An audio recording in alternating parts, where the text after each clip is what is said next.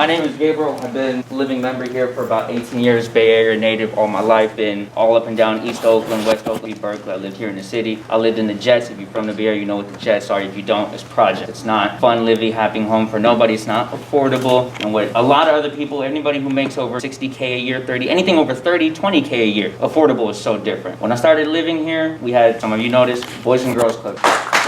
We didn't even need a school. Just having that enough was time to give parents hours to be wherever they needed to be to make ends meet for their family. The minute that got eliminated was because of radiological purposes. What happened underneath everybody's noses? God only knows what the hell they do in them buildings now. But that got installed within not even a couple years. And I'm like, that's crazy. You really separate thousands of kids the opportunity to pursue a different kind of education, to find things that they really love, to really be themselves. Things that kids who don't have mommy and daddy at home aren't able to express normally. That got shut out the window. Okay, fine, you do what you want. Fast forward, let's say Treasure Island became available to the public in the 90s, naval base by the 70s. 30 years, 40, 50 years have gone by and not enough radiological material has been separated from this island. There isn't any human possible way to get rid of all the radiological material in this world. It's just not possible. It's going to affect somebody somewhere around the world. You go to a little corner of this little island, there is a whole block worth of storage containers just closing off dirt. If that is radioactive or not, it's still not tarp covered. So that's already a problem. You've got management who's got people that have been living here for 10, 15 plus years. They don't want to change their carpets. They don't even want to give them new blinds. But there are many people who are a victim of that. Because you can forget the toll. The toll is like the cherry on the top. It's like, how much backlash do you want to really suffer from before you realize, you know what, maybe this isn't the problem. And it's not just your fault. It's really the powers that be. It's not that you really cared about the locals. It was never home of the free, land of the brave. It was homes for the wealthy, happy, homes for the unhealthy. I told people 5, 6 years ago that they were trying to do the same thing here that they did in New York. You've got your boroughs, and then you've got your little islands. You go right now to Marcy Projects, that should not be what it is, but it still is what it is. You want to force 20,000 people here on the island? We don't even have 4,000 here. It's just not going to work, like people have said. It's going to be convoluted, it's going to be congested, and there's no